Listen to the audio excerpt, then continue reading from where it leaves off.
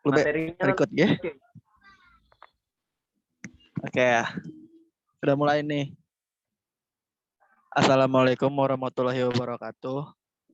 Waalaikumsalam warahmatullahi wabarakatuh. Waalaikumsalam warahmatullahi wabarakatuh. Kita dari kelompok 4 ingin diskusi kurikulum tentang komponen-komponen kurikulum. Perkenalkan diri terlebih dahulu. Saya Alvin Hanafiah dan teman-teman saya ada Rupna, Marcel, Asof, dan Freddy.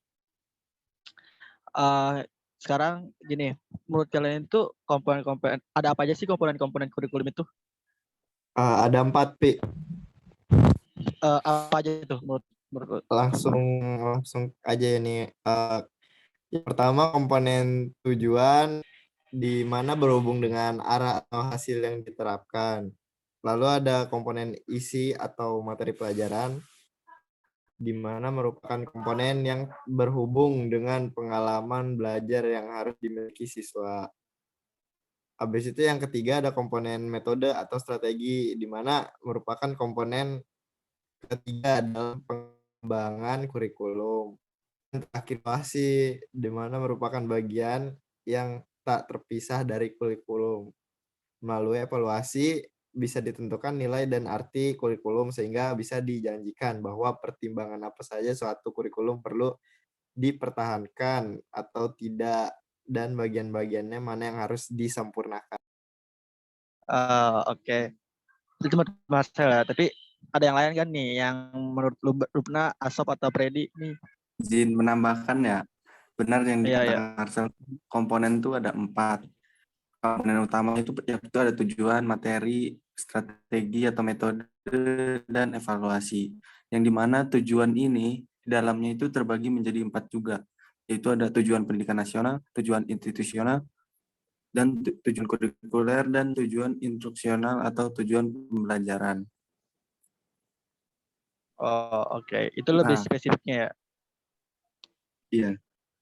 Izin nambahin, kalau dari sumber bacaan yang dibaca sih ada 5 komponen ya. Pertama tujuan, materi, strategi pembelajaran, organisasi kurikulum, dan evaluasi. Nah, kalau organisasi kurikulum itu kayak ngatur kurikulum gitu biar lebih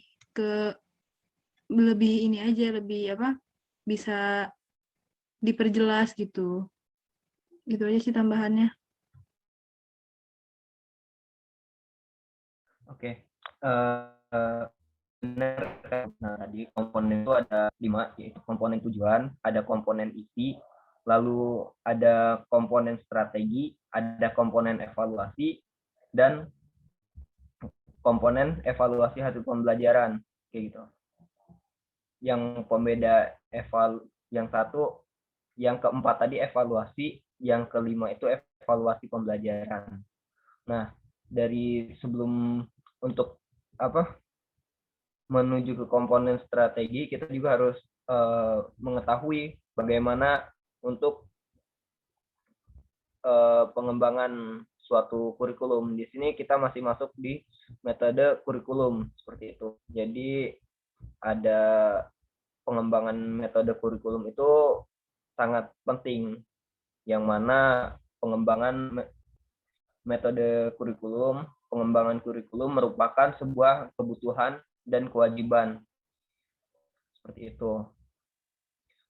Hal itu merupakan salah satu tujuan agar kurikulum tetap terevaluasi dan mampu menjawab tentang zaman sebagaimana organisir kurikulum tertentu yang memiliki komponen-komponen yang holistik dan saling berkaitan. Seperti itu. Terima kasih. Ini ada yang menambahin lagi kan nih?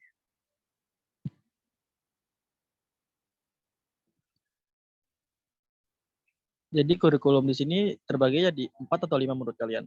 Ada 5. Yang satu hanya evaluasi biasa, mungkin bisa evaluasi kegiatan atau hal-hal yang sudah dilakukan. Terus yang kelima itu evaluasi pembelajaran. Jadi buat evaluasi ke pertemuan berikutnya lah bahasanya mah gitu ya? Iya. Ini ada lagi atau tidak nih?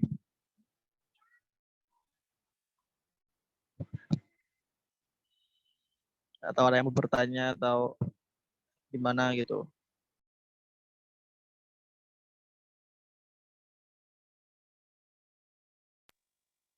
Kayaknya nggak Oke, ada deh.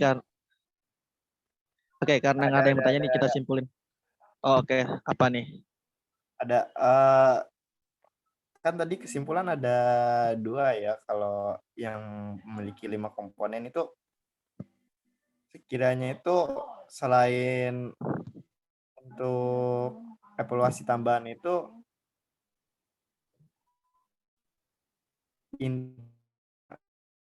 evaluasi kan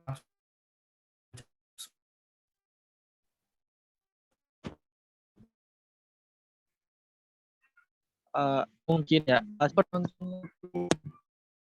komponen tujuan itu terbagi jadi 4. Mungkin kalau dievaluasi itu sebenarnya 4, tapi evaluasi itu terbagi 2. Ada evaluasi yang kemarin sama yang akan datang.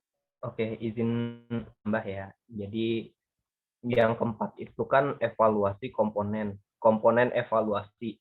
Berarti komponen nih, masih komponennya. Komponen evaluasi adalah komponen kurikulum yang dapat diperbandingkan seperti hal penjaga gawang dalam permainan sepak bola seperti itu.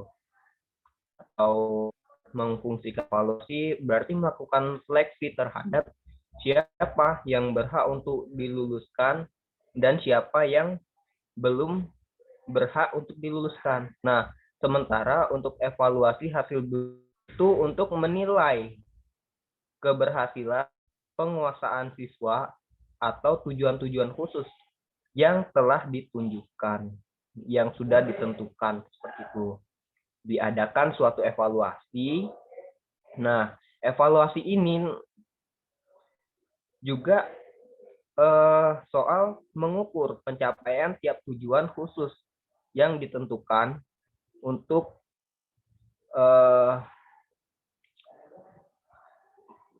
tujuan-tujuan khusus yang disusun suatu butir soal menurut lingkup luas bahan dan jangkauan waktu belajar.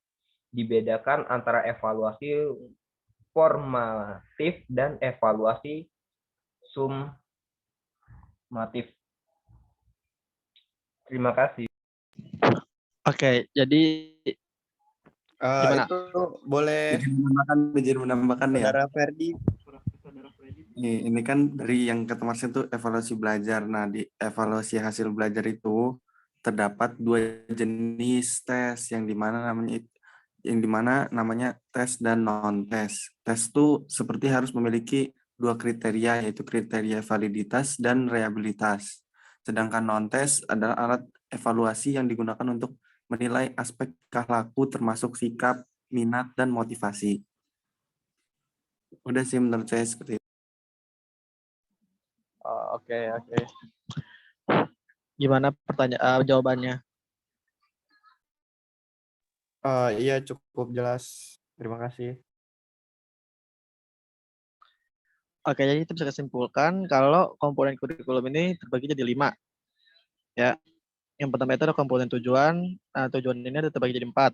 Nah, komponen tujuan ini berhubungan dengan arah atau hasil yang diharapkan. Nah, yang kedua ini komponen isi atau materi pembelajaran.